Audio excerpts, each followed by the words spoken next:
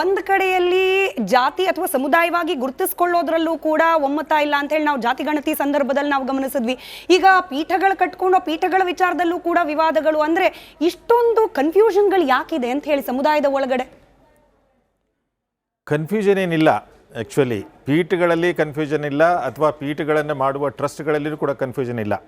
ಆದರೆ ಈ ನಾವು ಯಾರು ಸ್ವಾಮಿಗಳನ್ನು ಆಯ್ಕೆ ಮಾಡ್ಕೊಂಡಿದ್ದೀವಲ್ಲ, ಆ ಸ್ವಾಮಿಗಳು ಅರಿಷಡ್ವರ್ಗಗಳನ್ನು ಬಿಟ್ಟು ಬಂದವರಾಗಿರಬೇಕು ಅಂತ ಬಯಸ್ತದೆ, ಸಮಾಜ ಬಯಸ್ತದೆ.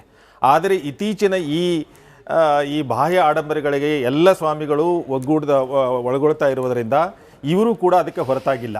ಇವತ್ತಿಗೆ ಏನಾಗಿದೆ ಅಂದರೆ, ಸ್ವಾಮಿಗಳು ಪ್ರತಿಯೊಬ್ಬ ಸ್ವಾಮಿಗಳು ಒಂದು ಐಷಾರಾಮಿ ಕಾರ್ ಬೇಕು, 18 ನೌಕರರು ಬೇಕು, ದೊಡ್ಡ ಮಠ ಬೇಕು, ಒಂದು ದೊಡ್ಡ ಸಿಂಹಾಸನ ಬೇಕು ಅನ್ನುವಂಥ ಒಂದು ಇದಕ್ಕೆ ಆಸೆಗೆ ಬಲಿ ಬಿದ್ದು ಇವತ್ತಿಗೆ ಏನಾಗ್ತಾ ಇದೆ, ತಮ್ಮ ಎಲ್ಲ ಈ ಮೂಲ ಜಂಗಮ ಏನು ಒಂದು ಸಂಸ್ಕೃತಿಯನ್ನು ಅದನ್ನೇ ಮರಿತಾ ಇದ್ದಾರೆ. ಹೀಗಾಗಿ ಈಗ ಅದಕ್ಕೆ ಈ ಎರಡೂ ಮಠಗಳು ಕೂಡ ಹೊರತಾಗಿಲ್ಲ. ಇಲ್ಲಿ ಏನಾಗ್ತಾ ಇದೆ, ಈ ಪಂಚಮಸಾಲಿಗಳು ಅಂದರೆ ಸ್ವಲ್ಪ ಬುದ್ಧಿವಂತರು ಇಡೀ ನಮ್ಮ ಇದರಲ್ಲಿ, ಅಂದರೆ ಲಿಂಗಾಯತರಲ್ಲಿನೇ ಕೂಡ ಸ್ವಲ್ಪ ಟಾರ್ಚ್ ಬೀರರ್ಸು ಅಂತ ಇವ್ರಿಗೊಂದು ಇದು ಇದೆ.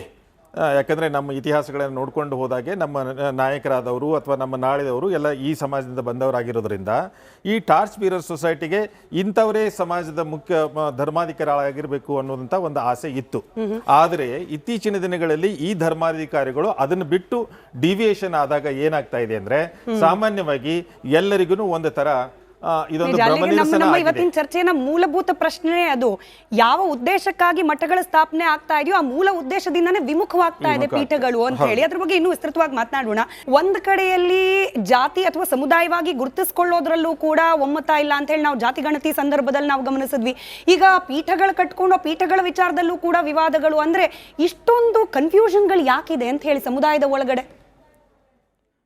ಕನ್ಫ್ಯೂಷನ್ ಏನಿಲ್ಲ. ಆ್ಯಕ್ಚುಲಿ ಪೀಠಗಳಲ್ಲಿ ಕನ್ಫ್ಯೂಷನ್ ಇಲ್ಲ, ಅಥವಾ ಪೀಠಗಳನ್ನು ಮಾಡುವ ಟ್ರಸ್ಟ್ಗಳಲ್ಲಿಯೂ ಕೂಡ ಕನ್ಫ್ಯೂಷನ್ ಇಲ್ಲ.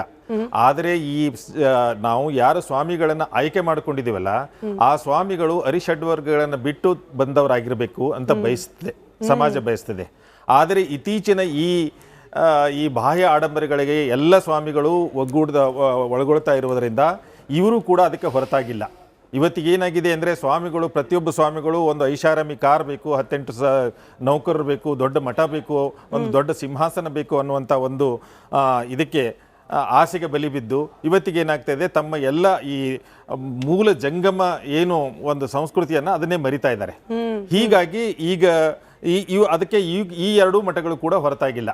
ಇಲ್ಲಿ ಏನಾಗ್ತಾ ಇದೆ, ಈ ಪಂಚಮಸಾಲಿಗಳು ಅಂದರೆ ಸ್ವಲ್ಪ ಬುದ್ಧಿವಂತರು ಇಡೀ ನಮ್ಮ ಇದರಲ್ಲಿ, ಅಂದರೆ ಲಿಂಗಾಯತರಲ್ಲಿನೇ ಕೂಡ ಸ್ವಲ್ಪ ಟಾರ್ಚ್ ಬೀರರ್ಸು ಅಂತ ಇವ್ರಿಗೊಂದು ಇದು ಇದೆ.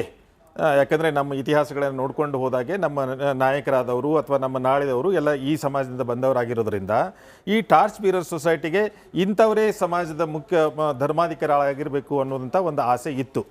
ಆದರೆ ಇತ್ತೀಚಿನ ದಿನಗಳಲ್ಲಿ ಈ ಧರ್ಮಾಧಿಕಾರಿಗಳು ಅದನ್ನು ಬಿಟ್ಟು ಡಿವಿಯೇಷನ್ ಆದಾಗ ಏನಾಗ್ತಾ ಇದೆ ಅಂದರೆ, ಸಾಮಾನ್ಯವಾಗಿ ಎಲ್ಲರಿಗೂ ಒಂದು ಥರ ನಮ್ಮ ಇವತ್ತಿನ ಚರ್ಚೆಯ ಮೂಲಭೂತ ಪ್ರಶ್ನೆ ಅದು.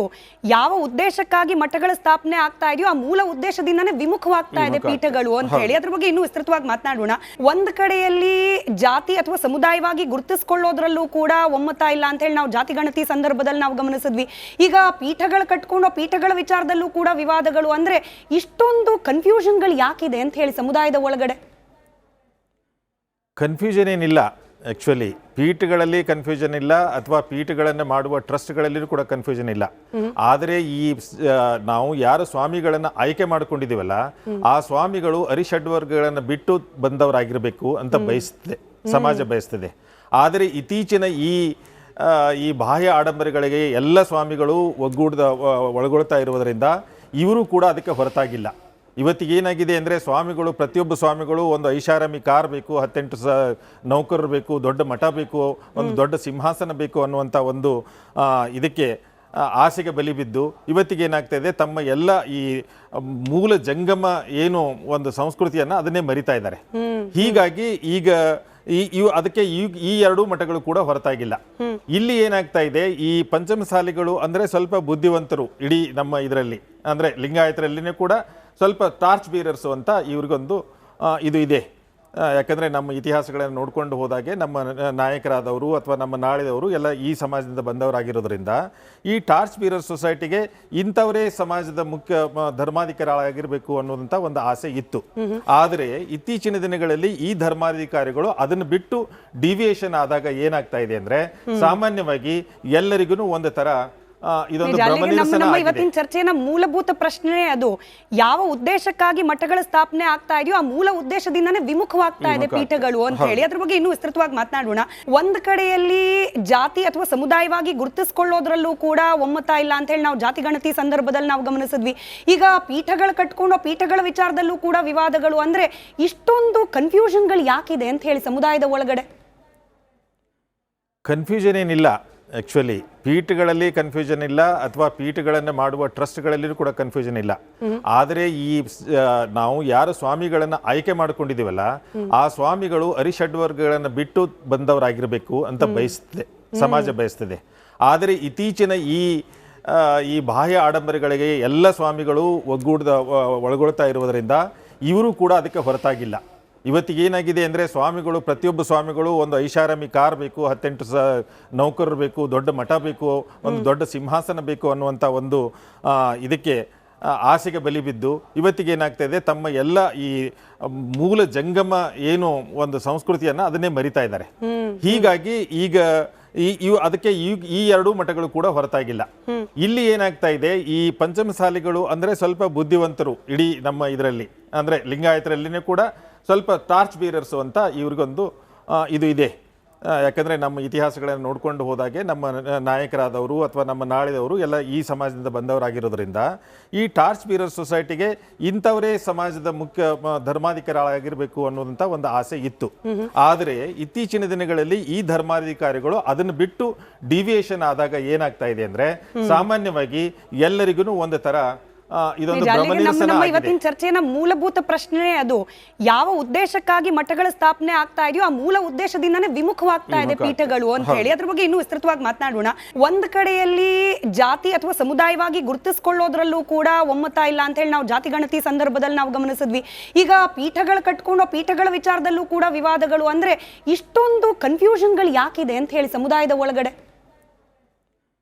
ಕನ್ಫ್ಯೂಷನ್ ಏನಿಲ್ಲ. ಆ್ಯಕ್ಚುಲಿ ಪೀಠಗಳಲ್ಲಿ ಕನ್ಫ್ಯೂಷನ್ ಇಲ್ಲ ಅಥವಾ ಪೀಠಗಳನ್ನು ಮಾಡುವ ಟ್ರಸ್ಟ್ಗಳಲ್ಲಿಯೂ ಕೂಡ ಕನ್ಫ್ಯೂಷನ್ ಇಲ್ಲ. ಆದರೆ ನಾವು ಯಾರು ಸ್ವಾಮಿಗಳನ್ನು ಆಯ್ಕೆ ಮಾಡ್ಕೊಂಡಿದ್ದೀವಲ್ಲ ಆ ಸ್ವಾಮಿಗಳು ಅರಿಷಡ್ವರ್ಗಗಳನ್ನು ಬಿಟ್ಟು ಬಂದವರಾಗಿರಬೇಕು ಅಂತ ಬಯಸ್ತದೆ, ಸಮಾಜ ಬಯಸ್ತದೆ. ಆದರೆ ಇತ್ತೀಚಿನ ಈ ಬಾಹ್ಯ ಆಡಂಬರಗಳಿಗೆ ಎಲ್ಲ ಸ್ವಾಮಿಗಳು ಒಳಗೊಳ್ತಾ ಇರುವುದರಿಂದ ಇವರು ಕೂಡ ಅದಕ್ಕೆ ಹೊರತಾಗಿಲ್ಲ. ಇವತ್ತಿಗೆ ಏನಾಗಿದೆ ಅಂದರೆ ಸ್ವಾಮಿಗಳು ಪ್ರತಿಯೊಬ್ಬ ಸ್ವಾಮಿಗಳು ಒಂದು ಐಷಾರಾಮಿ ಕಾರ್ ಬೇಕು, 18 ನೌಕರರು ಬೇಕು, ದೊಡ್ಡ ಮಠ ಬೇಕು, ಒಂದು ದೊಡ್ಡ ಸಿಂಹಾಸನ ಬೇಕು ಅನ್ನುವಂಥ ಒಂದು ಇದಕ್ಕೆ ಆಸೆಗೆ ಬಲಿ ಬಿದ್ದು ಇವತ್ತಿಗೆ ಏನಾಗ್ತಾ ಇದೆ, ತಮ್ಮ ಎಲ್ಲ ಈ ಮೂಲ ಜಂಗಮ ಏನು ಒಂದು ಸಂಸ್ಕೃತಿಯನ್ನು ಅದನ್ನೇ ಮರಿತಾ ಇದ್ದಾರೆ. ಹೀಗಾಗಿ ಈಗ ಅದಕ್ಕೆ ಈ ಎರಡೂ ಮಠಗಳು ಕೂಡ ಹೊರತಾಗಿಲ್ಲ. ಇಲ್ಲಿ ಏನಾಗ್ತಾ ಇದೆ, ಈ ಪಂಚಮಸಾಲಿಗಳು ಅಂದರೆ ಸ್ವಲ್ಪ ಬುದ್ಧಿವಂತರು ಇಡೀ ನಮ್ಮ ಇದರಲ್ಲಿ, ಅಂದರೆ ಲಿಂಗಾಯತರಲ್ಲಿನೇ ಕೂಡ ಸ್ವಲ್ಪ ಟಾರ್ಚ್ ಬೀರರ್ಸು ಅಂತ ಇವ್ರಿಗೊಂದು ಇದು ಇದೆ. ಯಾಕಂದರೆ ನಮ್ಮ ಇತಿಹಾಸಗಳನ್ನು ನೋಡ್ಕೊಂಡು ಹೋದಾಗೆ ನಮ್ಮ ನಾಯಕರಾದವರು ಅಥವಾ ನಮ್ಮ ನಾಳಿದವರು ಎಲ್ಲ ಈ ಸಮಾಜದಿಂದ ಬಂದವರಾಗಿರೋದ್ರಿಂದ ಈ ಟಾರ್ಚ್ ಬೀರರ್ ಸೊಸೈಟಿಗೆ ಇಂಥವರೇ ಸಮಾಜದ ಮುಖ್ಯ ಧರ್ಮಾಧಿಕಾರಿಗಳಾಗಿರಬೇಕು ಅನ್ನೋದಂಥ ಒಂದು ಆಸೆ ಇತ್ತು.